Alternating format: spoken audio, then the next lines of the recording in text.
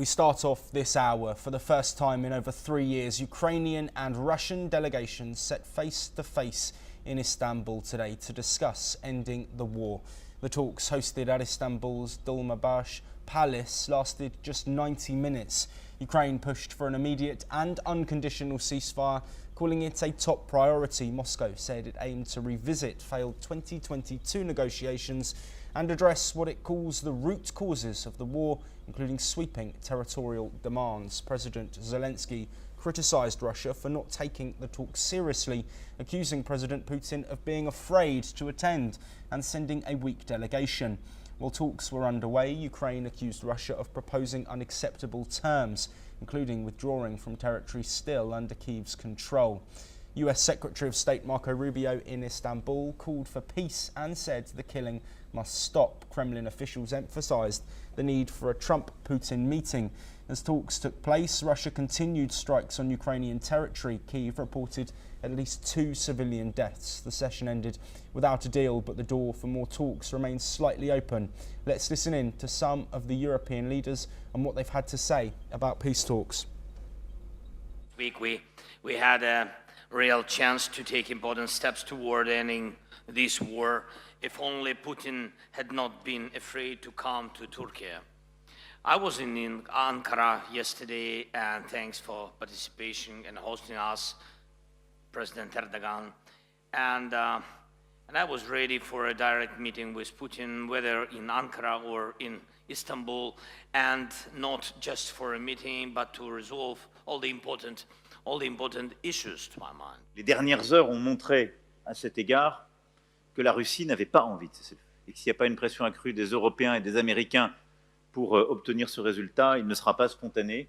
Et au fond, la Russie veut reprendre des discussions qui sont connues, celles qui se sont tenues entre février et mai 2022, qui n'ont pas empêché les crimes de guerre à Boutcha et ailleurs, et qui n'ont donné aucun résultat. And our efforts have shown a very, very small diplomatic success.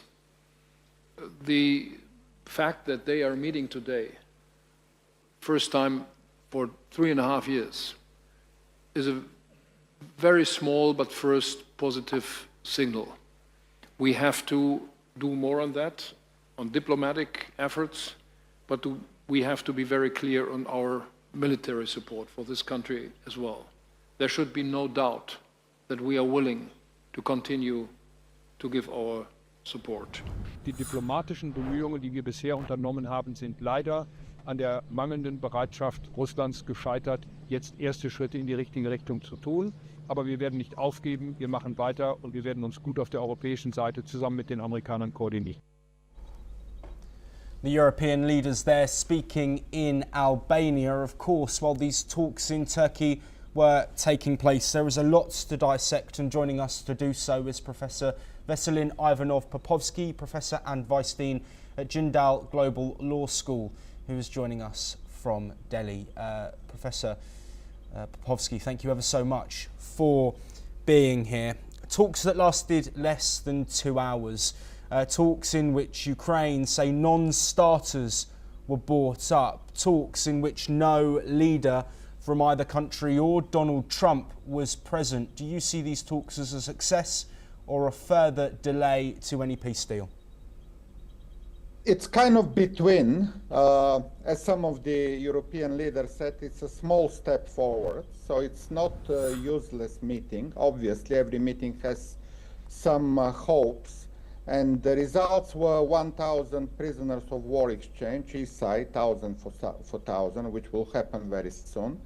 The second outcome is that the two sides agree to exchange vision for ceasefire, and then possibly a meeting between the heads of state, between Putin and Zelensky. All this actually started 5 days ago when the four European leaders were in Kiev, in the capital of Ukraine, and they made a phone call to Donald Trump from Kiev, and they said that there should be a real pressure on Russia to agree on a ceasefire, by the way, a long demand by US, by the Europeans, by the Ukrainians. So the outcome here comes because Putin is under pressure. He accepted the direct talks. He didn't go himself, but the fact that he's under pressure is very visible. Immediately after the meeting, we have in Albania all four European leaders also talking to Marco Rubio, almost in the same voice. Look, every initiative which Ukraine started was very much supported, not only by the Europeans, but also by the United States. The 30-day ceasefire, the direct meeting, which also Zelensky is very keen. He went to Ankara, he was ready to meet Putin. And Putin has very little maneuver left, in my opinion. So the meeting itself today may not have produced very much, but the direction is the correct one. More pressure, more sanctions. The Europeans are ready. United Kingdom announced another package of sanctions. And all of this will unleash very quickly once Putin is continuing his maneuvering and delays. Yes, Professor Popovsky, within the last hour, Zelensky has confirmed that he's spoken with Donald Trump following these talks. I just want to read you what he said. He said that Ukraine is ready to take the fastest possible steps to bring real peace, and it's important that the world holds a strong stance. We've seen that, of course, from the European leaders, the coalition of the willing involving several countries. But I want to bring up what we've seen from Donald Trump in recent moments. He hasn't yet addressed these talks. He went on to Truth Social, but he posted about Taylor Swift and Bruce Springsteen.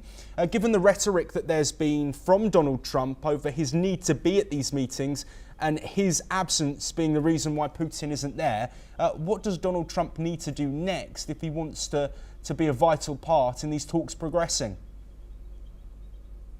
Yes, you mentioned something significant. If it's President Zelensky calling Donald Trump, not Putin and Trump. So the dialogue goes between Ukraine and United States. Stephen Witkoff is nowhere. He doesn't go to Moscow anymore. So certainly United States gradually understand and realizes where the right side is in all of this. And well, it takes a bit of a time. The administration itself is not very competent, and that's why it takes some time. Law competent people take more time to realize, but let them realize sooner or later.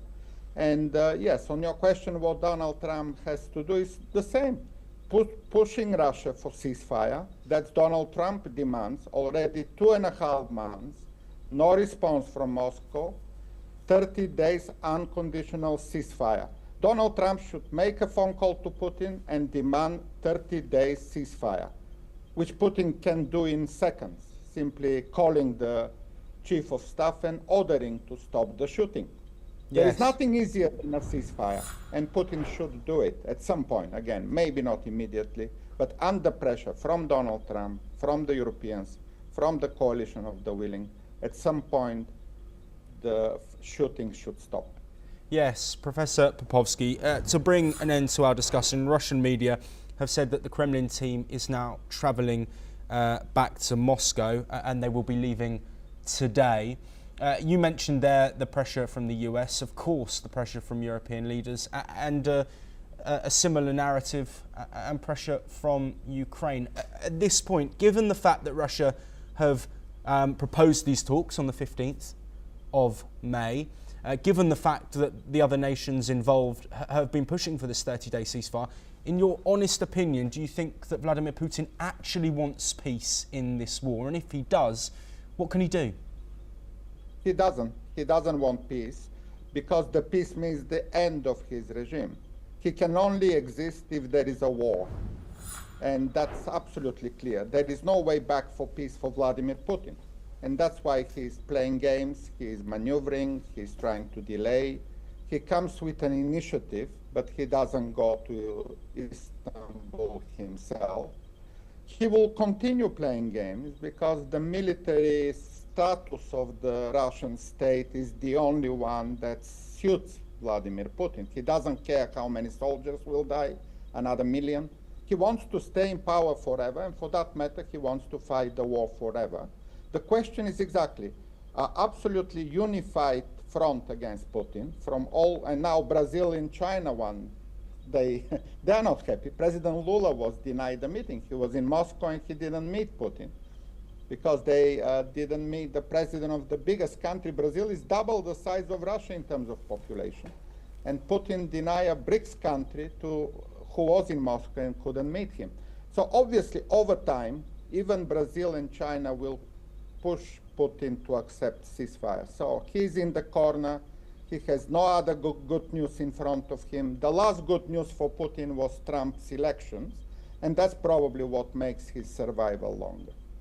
Professor Veselin Ivanov-Popovsky, thank you ever so much for joining us. There, of course, has been progress with these first direct talks, but the same questions still remain, and as we get more updates on that, we will, of course, bring them to you. We move on now, and US Secretary of State Marco